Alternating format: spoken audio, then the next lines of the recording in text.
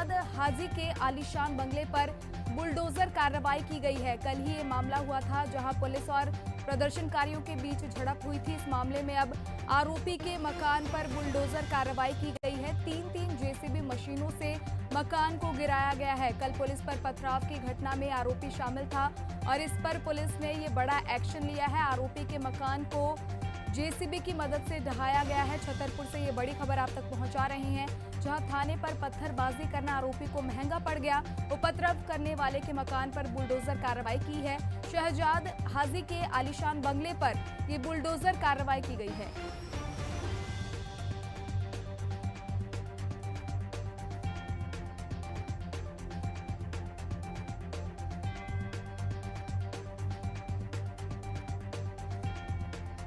छतरपुर से खबर आप तक पहुंचा रहे हैं, जहां कल ही एक घटना सामने आई थी। इस मामले में उपद्रव करने वाले के मकान पर अब प्रशासन ने बुलडोजर कार्रवाई की है। आरोपी के मकान को ढहाया गया है। शहजाद हाजी के आलीशान बंगले पर बुलडोजर चलाया गया है। इस दौरान तीन जेसीबी मशीनों से आरोपी के मकान को गिराया गया है। कल पुलिस पर पथराव की घटना में आरोपी शामिल था। छतरपुर से ये खबर आप तक पहुंचा रहे हैं, जहां थाने पर पत्थरबाजी को लेकर अब पुलिस एक्शन मोड में है। और अगली बड़ी खबर नवापारा से है, जहां गैस एजेंसी में खाद्य विभाग ने छापेमारी की है। विनय गैस एजेंसी में ये छापेमारी गई है और सिलेंडर में पानी निकलने की शिकायत की थी। इसके बाद खाद्य विभाग ने ये बड़ी कार्रवाई की है। इस दौरान सिलेंडरों में पाया गया 8 से 9 किलोग्राम पानी। ये बड़ी कार्रवाई की है खाद्य विभाग ने और इसके अलावा भी खाद्य विभाग की कार्रवाई जारी है। लगातार जांच की जा रही है और शिकायत के आधार पर पुलिस ने छापेमारी की। इस दौरान सिलेंडरों में 8 से 9 किलोग्राम पानी पाया गया है। खाद्य विभाग की कार्रवाई अभी भी जारी है। तो नवापारा से ये खबर आप तक पहुंचा रही हैं, जहां गैस एजेंसी में खाद्य विभाग की छापेमार कार्रवाई हुई है। इस दौरान विनय गैस एजेंसी में छापेमार कर विभाग ने कई अनियमितताएं पाई है। सिलेंडर में इस दौरान पानी निकलने की शिकायत मिली थी। और इस पर ज्यादा जानकारी के लिए हमारे सहयोगी कुलदीप अग्रवाल हमारे साथ जुड़े हुए हैं। कुलदीप, लगातार इसको लेकर शिकायत भी मिल रही थी और अब खाद्य विभाग ने बड़ी कार्रवाई की है, और क्या कुछ अपडेट है? जी कमल, देखिए अभी भी कार्रवाई जो है वो जारी है। ये पूरा मामला ये अभनपुर विधानसभा क्षेत्र के नवापारा का है, जहां पर विनय गैस एजेंसी में यह सावा पड़ा है। बीते कुछ दिनों से लगातार शिकायत मिल रही थी। इसके बाद आज खाद्य विभाग पहुंचा है और पाया गया कि एक गैस टंकी में करीब 8 से 9 किलोग्राम लगभग पानी निकला है। जिसके बाद खाद्य विभाग अभी भी पूरी मामले की जांच कर रहा है और हो सकता है कि खाद्य विभाग कोई बड़ी कार्रवाई कर सकता है। अभी भी जांच जारी है। जी, आरोपियों के खिलाफ कोई कार्रवाई की गई है या एजेंसी के खिलाफ कोई एक्शन लिया गया है? जी देखिए, एजेंसी के खिलाफ एजेंसी दिया जाए, जो भी किया जाए कार्रवाई, लेकिन अभी भी जांच चल रही है और अभी पूरी कार्रवाई कंप्लीट नहीं हुई। जैसी कार्रवाई कंप्लीट होती है उसका हमें पूरा अपडेट मिल जाएगा। जी, तमाम जानकारियों के लिए बहुत बहुत धन्यवाद।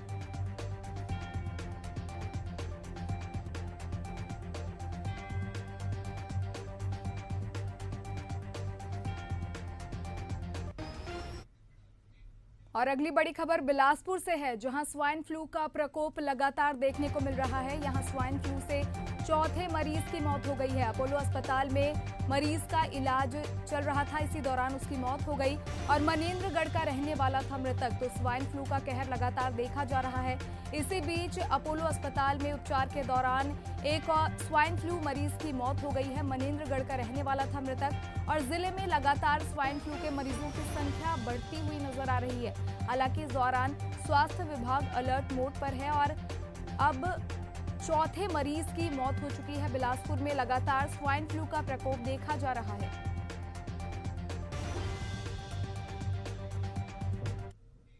और अगली बड़ी खबर बालोद से है, जहां फिर से एक बार सरकारी स्कूल की छत का प्लास्टर गिरा है। इस दौरान बाल बचे स्कूली छात्र हादसे से कुछ समय पहले ही बच्चों की छुट्टी हुई थी। और बता दें, जर्जर स्कूल भवन की कई बार शिकायत हो चुकी है, उसके बाद अभी तक कोई कार्रवाई नहीं की गई। भरी टोला 36 का ये पूरा मामला है और कल ही कोरगुड़ा गांव के स्कूल में भी इसी तरह का हादसा हुआ था, जिसमें करीब 4 छात्र घायल हुए थे। और एक बार फिर से सरकारी स्कूल के ये छत की प्लास्टर गिरने से ये बड़ा हादसा होने से टल गया। हालांकि हादसे से थोड़ी देर पहले ही बच्चों की छुट्टी हुई थी और कल ही एक स्कूल में इस तरह का हादसा हुआ था, जिसमें 4 बच्चे घायल हुए थे।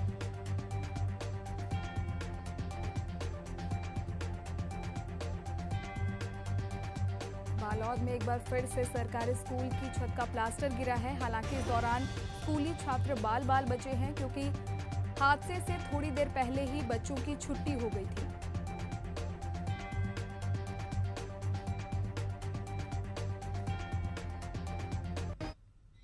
और अगली बड़ी खबर पेंड्रा से है, जहां आकाशीय बिजली का कहर देखने को मिला है। आकाशीय बिजली गिरने से यहां 2 वर्षीय मासूम की मौत हो गई है। घर के आंगन में खेलते समय ये दर्दनाक हादसा हुआ, जिसमें 2 साल के बच्चे की मौत हो गई है। पेंड्रा थाना क्षेत्र के महोरा गांव की ये घटना है और मौसम विभाग ने लगातार यहां भारी बारिश को लेकर अलर्ट जारी किया हुआ है। इसी बीच ये दर्दनाक हादसा हो गया, जहां पेंड्रा थाना क्षेत्र के महोरा गांव में आकाशीय बिजली की चपेट में आने से 2 साल के बच्चे की मौत हो गई है।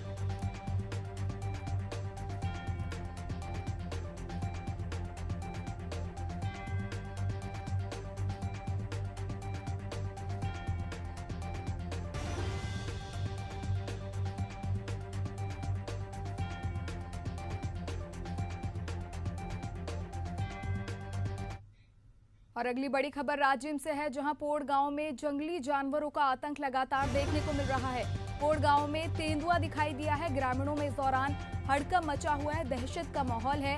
और कल हाथी ने महिला को कुचलकर मार डाला था। उसके बाद अब तेंदुए की दस्तक से ग्रामीणों में हड़कंप मचा हुआ है, दहशत का माहौल है। हालांकि तेंदुए को खदेड़ने में वन विभाग असफल रहा और वन विभाग ने इसे लेकर हाई अलर्ट जारी किया हुआ है। इलाके में लगातार लोगों को हिदायत दी जा रही है और तेंदुए को खदेड़ने में हालांकि वन विभाग असफल रहा और लगातार वन विभाग की टीम इलाके में निगरानी कर रही है।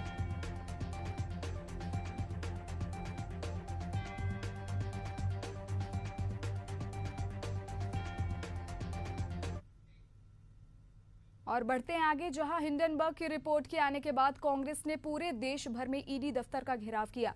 ऑल इंडिया कांग्रेस कमेटी के निर्देश के बाद प्रदेश कांग्रेस कमेटी ने प्रदर्शन किया। पूर्व मंत्री प्रेमसाय टेकाम ने कहा कि ईडी और सीबीआई मोदी सरकार को हर भ्रष्टाचार से बचाने का काम करती है। भाजपा इसका उपयोग विपक्षी पार्टियों को डराने और धमकाने के लिए करती है। प्रदेश अध्यक्ष भाई आकाश शर्मा जी का हार्दिक स्वागत है।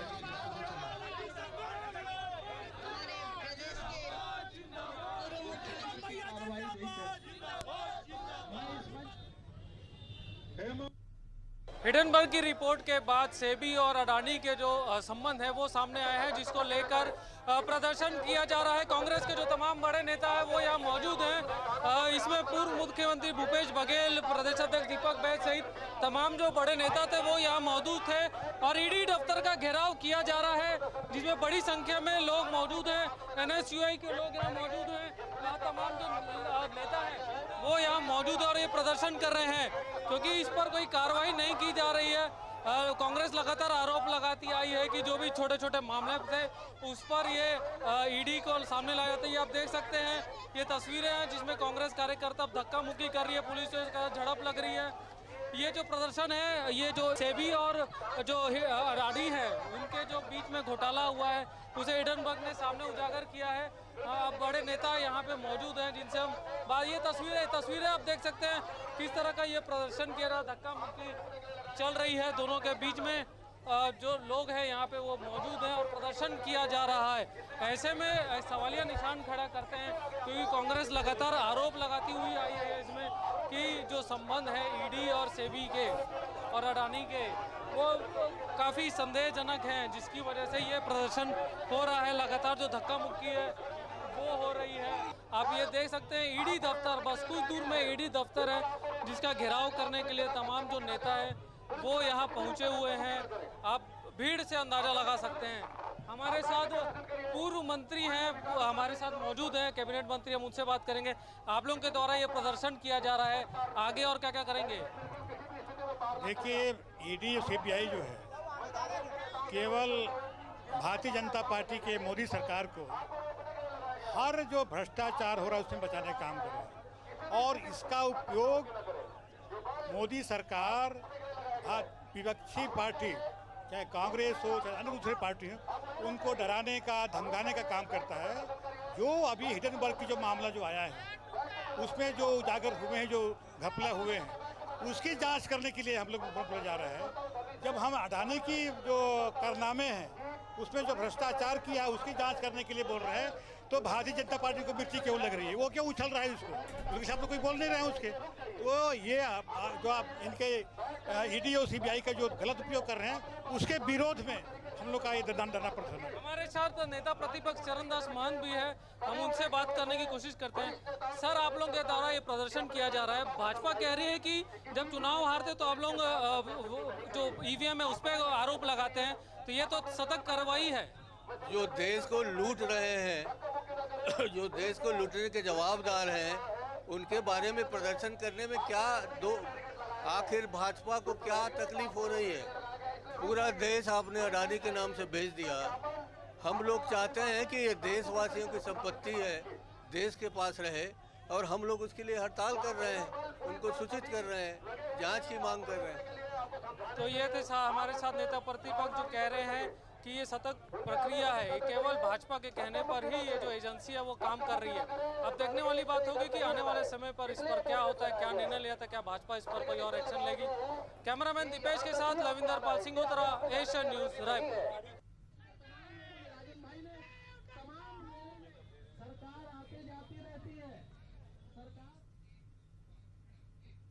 और जिला टॉप में खबरों का सिलसिला जारी है। फिलहाल रुकते हैं एक छोटे से ब्रेक के लिए।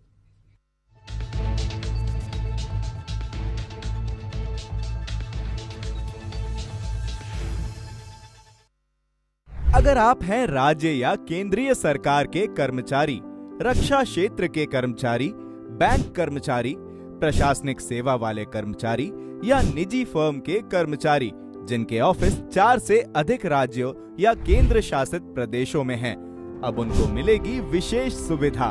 छत्तीसगढ़ सरकार और मोदी जी की डबल इंजन सरकार की मदद से अब BH सीरीज का नंबर प्लेट प्राप्त कर सकते हैं। मेरी नौकरी ट्रांसफरेबल है।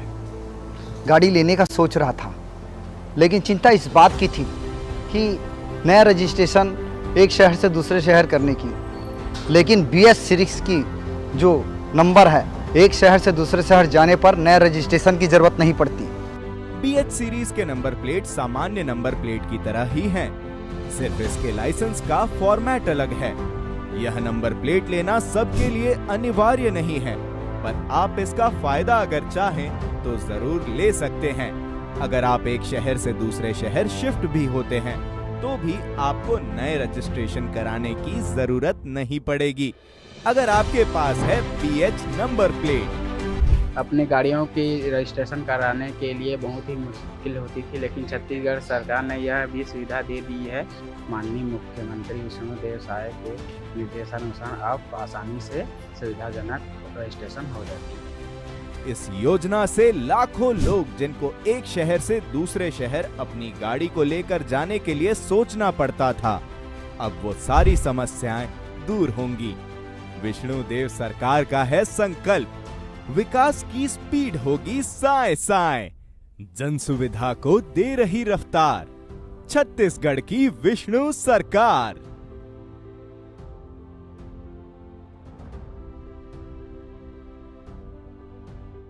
Dr. C.V. Raman University offers high-quality education to students. The flourishing 70-acre campus, more than 120 state-of-the-art laboratories, smart classrooms, research centers, campus facilities that provide easy access. Dr. C.V. Raman University. Be the change. आपके शहर में क्या है खास? कहां हुआ प्रदर्शन, कहां हुआ अपराध? ग्राउंड रिपोर्ट के साथ घटना का पूरा अपडेट, हर जिले की छोटी बड़ी खबर पर पूरी नजर। देखिए जिला टॉप सोमवार से शुक्रवार शाम 7 बजे सिर्फ एशियन न्यूज पर। पूरी तहकीकात देखिए बिग स्टोरी मेरे साथ हर बुधवार और रविवार शाम 7:30 बजे सिर्फ एशियन न्यूज पर।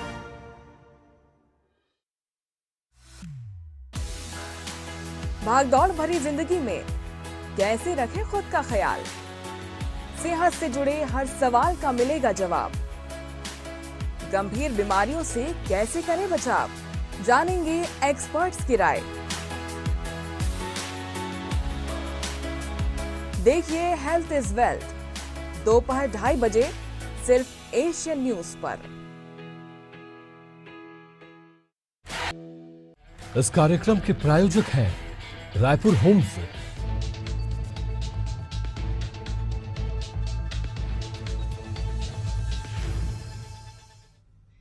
और ब्रेक के बाद एक बार फिर से बहुत स्वागत है आपका। आइए रुक करते हैं अन्य खबरों की ओर, जहां साय सरकार की रामलला दर्शन योजना के तहत दुर्ग से स्पेशल ट्रेन श्रद्धालुओं को लेकर अयोध्या के लिए रवाना हुई। दुर्ग और बस्तर संभाग के 850 श्रद्धालुओं को निःशुल्क यात्रा कराई जाएगी। सांसद विजय बघेल और विधायक गजेंद्र यादव ने ट्रेन को हरी झंडी दिखाकर रवाना किया।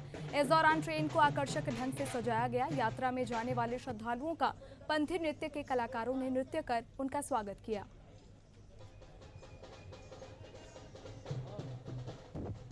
जिस तरह हमारी भारतीय जनता पार्टी मोदी गारंटी के रूप में हम सब ने चुनाव से पहले अपने संकल्प पत्र में, घोषणा पत्र में ये वादा किया था, जिसको बनाने का सौभाग्य मुझे मिला था, कि हम भगवान रामलला के दर्शन के लिए, अयोध्या धाम के लिए निरंतर रेलगाड़ी के माध्यम से यहाँ की जनता को संभाग वाइज हम वहाँ पे दर्शन के लिए ले जाएंगे। और उसी परंपरा के निर्वहन में, उसी वादों को निभाते हुए, मोदी गारंटी को पूरा करते हुए लगातार चुनाव के बाद ये सिलसिला जारी है।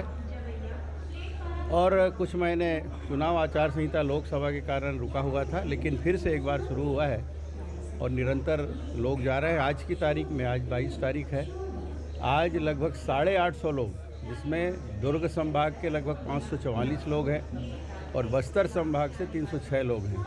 तो इस तरह 850 हमारे श्रद्धालु जन, यहाँ की जनता, भाई बहन आज इस यात्रा में निकले हैं।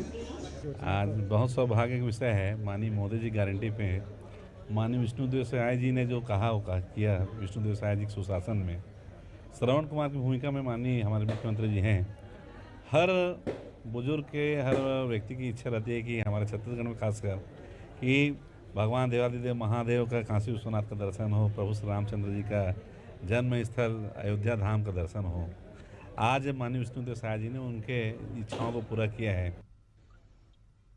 और धमतरी जिले में 5 लाख के इनामी नक्सली ने आत्मसमर्पण किया है। आत्मसमर्पित नक्सली कई वारदातों में शामिल रह चुका है। बताया ये भी जा रहा है कि आत्मसमर्पित नक्सली सीता नदी एरिया कमेटी का सदस्य और रावत समन्वय का डिप्टी कमांडर रह चुका है। वहीं धमतरी एसपी ने बताया कि अजय उर्फ अघन कांकेर जिले का रहने वाला है, जिस पर शासन ने 5 लाख रुपए का इनाम घोषित किया था। इसे पुनर्वास नीति के तहत लाभ प्रदान किया जाएगा।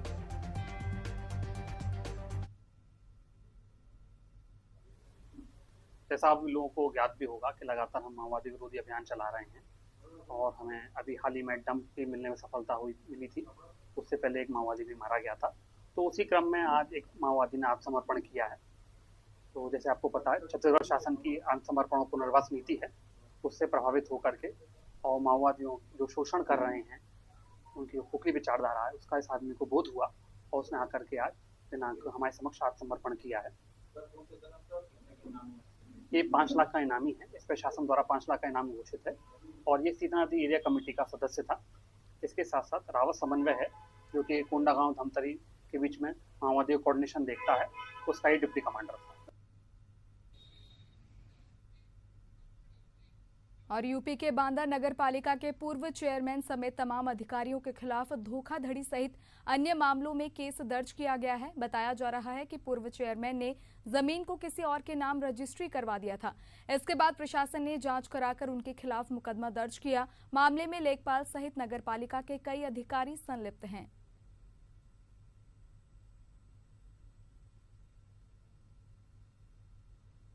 मेरे मकान में फर्जी तरीके से प्रवीण कुमार उर्फ कल्लू पुत्र भगवान दीन का नाम दर्ज कर दिया गया है वरासतन दर्ज कर दिया गया। मेरे पिताजी स्वर्गीय श्री बाला प्रसाद 14/12/2021 की मृत्यु हो गई थी। उनकी वरासत में प्रवीण कुमार पुत्र भगवान दिन का नाम संबंधित कर्मचारियों मोहन साहू, विविध लिपिक और लेखपाल के द्वारा बनवाए गए वारिस प्रमाण पत्र के आधार पर एवं फर्जी तरीके से जालसाजी कर। ये कौन है जिनका नाम दर्ज किया गया? ये आपके कौन है? पारिवारिक चाचा है मेरे।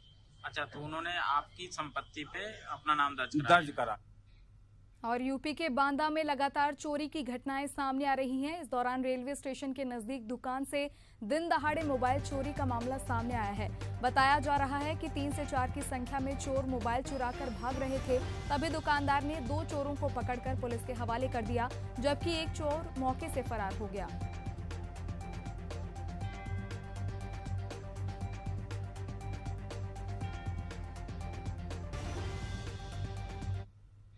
और उत्तराखंड के हरिद्वार में नौकरी की तलाश में आया युवक अचानक लापता हो गया है। परिजनों ने मामले की शिकायत थाने में की, लेकिन अभी तक युवक का कोई सुराग नहीं है। ग्रामीणों को संदेह है कि युवक किसी ट्रैप में फंसा हुआ है। वहीं पुलिस ने बताया कि युवक के खाते से कई बार पैसे निकाले गए हैं। फिलहाल पुलिस पूरे मामले की जांच कर रही है।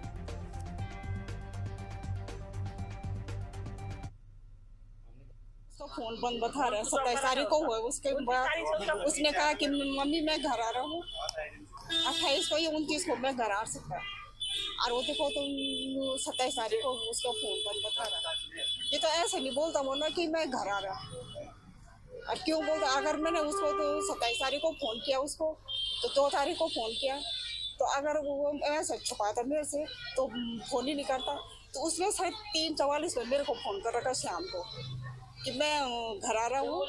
और परसों या कल परसों आ रहे थे, मतलब 28 को 29 को मैं घर आ रहा। हम लोगों ने जब परिजनों ने जाके रिपोर्ट की थी, उसके बाद पुलिस प्रशासन हरकत में आया तो बच्चे से जो उसके लोग थे वहाँ पे हरिद्वार जहाँ पे वो नौकरी करने गया था वहाँ पे पूछताछ हुई।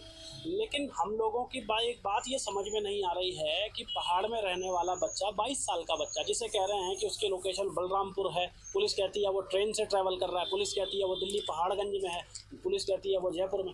पहाड़ के एक सामान्य बच्चे को जो पहली बार घर से बाहर निकला हो, उसके लिए ट्रेन और नई जगह हैं बहुत अटपटी हैं। हमें शक है कहीं ना कहीं कि वो बच्चा किसी ट्रैप का शिकार हो गया है, वो किसी ऐसे गिरोह का शिकार। देखिए, एक हमारे पास मिसिंग की शिकायत आई थी जिसमें एक लड़का है जो कि पौड़ी का ही निवासी है। ये घर से बता के गया था कि मैं नौकरी करने जा रहा हूँ और इसने परिजनों को भी ये बताया कि मैं हरिद्वार में नौकरी कर रहा हूँ। जबकि हम लोगों ने उसकी जब लोकेशन ट्रेस करी तो इस लड़के की लोकेशन जो थी दिल्ली में आई थी। उसके बाद हमारी टीम्स भी दिल्ली में गई थी उनको लड़के को लोकेट करने के लिए। उसके बाद ये लड़का बार बार अपनी लोकेशन चेंज कर रहा है, जिसमें हमने ये पाया है कि सीसीटीवी फुटेज भी हमने इस समय निकलवाई हैं और कई एटीएम से ये पैसे निकालते हुए दिखाई दे रहा है। और ये उत्तर प्रदेश में काफ़ी समय एटीएम वगैरह से पैसे निकाला था और अभी कुछ दिन पूर्व ही अजमेर से जयपुर से इसने राजस्थान से पैसे निकलवाए हैं और ये रेगुलरली अपनी लोकेशन निकाल रहा है। और अभी देखने से ये लग रहा है कि लड़का बिल्कुल सेफ है और हमारी टीम्स कई बार गई हैं इसमें लड़के को ढूंढने के लिए, क्योंकि बार बार लोकेशन चेंज कर रहा है तो उस वजह से जो है लड़के को पहुंच पाना थोड़ा मुश्किल हो रहा है। बट हम इसमें शीघ्र इस लड़के को बरामद करके लाएंगे। और इसी के साथ जिला टॉप के इस खास बुलेटिन में फिलहाल के लिए इतना ही। देश और दुनिया की तमाम बड़ी खबरों के लिए देखते रहिए एशियन न्यूज। नमस्कार।